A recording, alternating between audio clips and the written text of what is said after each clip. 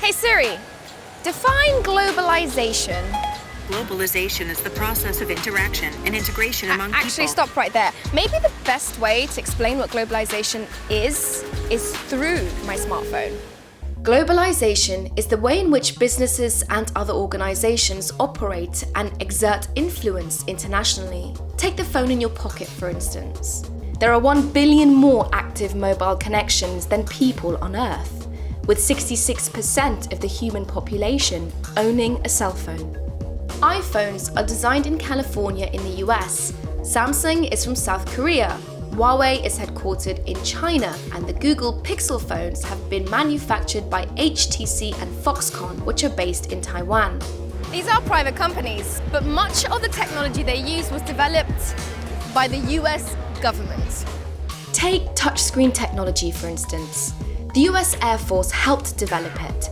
The same goes for the tech behind the phone battery, GPS, voice recognition, and the first prototype of the internet. But the materials used to make these phones starts off in the ground, thousands of miles away. The minerals used to build many phone parts are mined in Inner Mongolia, where the toxic waste produced by processing these rare earth minerals threatens the health of millions, left exposed by China's lax environmental laws. These minerals become the raw materials and are then molded, cast and soldered into phone parts by global companies for you and me. Here are a few examples. Samsung, one of the companies that makes phone batteries, is based in South Korea, but it has offices and plants in over 70 countries. Many cameras and network chips are made by Qualcomm, technically a US company, but one with locations in Austria, Brazil, China, India, Indonesia, Japan, South Korea, and more than a dozen places through Europe and Latin America. With all of this in mind, it's difficult to know where your phone camera and battery are made. But there's a very good chance that it was assembled in China. Take the iPhone specifically. There are only 2 companies that assemble them, Foxconn and Pegatron, and they are both based in Taiwan. Foxconn employs 1.3 million people globally. That's more than any corporation in the world, other than Walmart and McDonald's. Factory workers can make under $2.50 an hour. Back in 2010, workers at the Longhua plant in China started killing themselves in protest to what they said were terrible working and housing conditions. The dorms cram 8 people to a room. Foxconn's response?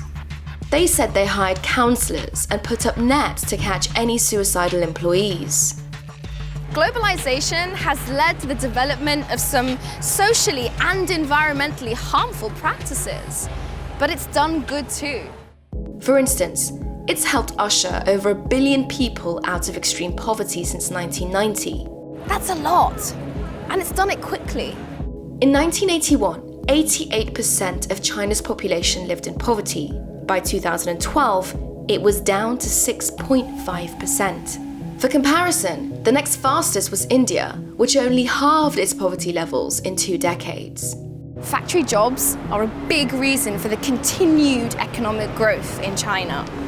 Young people leave the rural areas for new opportunities in cities.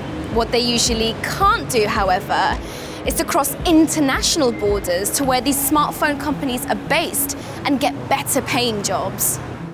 Much of our globalized economic system is rooted in the idea of free trade. British economist David Ricardo says free trade is based on the promise of the unhindered and untaxed movement of goods, money, and people. But the reality is, goods and money move across international borders much more often than people do. And it's not because people don't want to.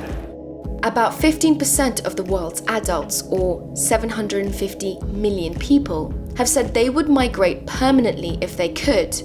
The truth is, immigration laws just aren't as relaxed as trading tariffs. So, whilst the humans that assemble the phones, they put the devices pour out of the factories by the truckload to get to the consumer. For those in the European Union making an average wage, it costs 26 hours of work to afford the Pixel 3 XL. it would cost the workers who assembled your new phone over a month's wage to buy it. Despite the difference in wages, globalization has shortened the distance between us. But what does that mean and how does it work? Well, to find out, I'm going to talk to a pro, Adnan Jeridaradas, who basically wrote the book on modern globalization. Adnan, thank you so much for joining me. Thank you for having me. Why are there so many losers in our globalized system if this is meant to be a system that purports to benefit all? You know, in many ways, the last 30 to 40 years of history has been a remarkable period of churn and change. It has been a period of globalization, intensifying connection and trade between countries. It's been a period of technological revolution. But what it has also done, all those changes combined, is it has elevated a certain group of people who are on the right side of all of those changes. I would argue the ideology of our age, of this kind of ruling class, is win-winism. And it is the idea that what is good for entrepreneurs and good for business is also what's good for everybody else. The nice thing about this idea is that it's a testable proposition, and it turns out to be false.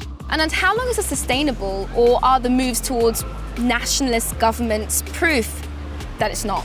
I mean, when you have 30, 40, 50, 60, 70% of people in different societies who feel as though the societies are working for somebody, but not them, you get very bad politics. People in certain parts of the country thinking everything is fine and not realizing that in, very large swaths of the country, people don't feel like the future is raining on them. If we don't get in front of that and actually fix these deep systems that will actually make major headway to making people feel like the society is at their service, we are going to start seeing more and more eruptions, and we're going to get more and more angry politics of the Brexit, UKIP sort, and we're going to see more and more angry demagogues of the Donald Trump kind. Just normal people, what can we do to alleviate some of these problems instead? What else can we be doing? We need to, create an age of reform and of democracy as the engine of change. We have to reorient ourselves away from apps and banks. I think the future of globalization is actually a globalization that submits to the needs of democracy, where globalization becomes is a tool in which the public interest is supreme. Democracy is once again made to outrank, trade and the flow of capital as a kind of the ultimate good. Two things seem to be happening in tandem. The world is ever more connected, and at the same time, distrust and division is also on the rise. Many countries are choosing to reject globalization and instead isolate themselves from one another. Nationalistic parties are gaining steam in countries across the oceans. The global wealth gap is getting wider every day. But at the same time, it's undeniable that globalization has ushered in great opportunity. The lives of some of the worst off has improved dramatically in the last few decades. And we have more access to technologies and cultures than at any other time before. And with the push of a few buttons, you can spark a global conversation, action, or movement. Phones make it possible to connect to a global network. But the phone, just like the globalized world, comes with its own set of promises and problems. Now, ready or not, we already live in this imperfect, interconnected world. And whilst we can't undo the missteps of the past, we can work together to responsibly shape our shared future.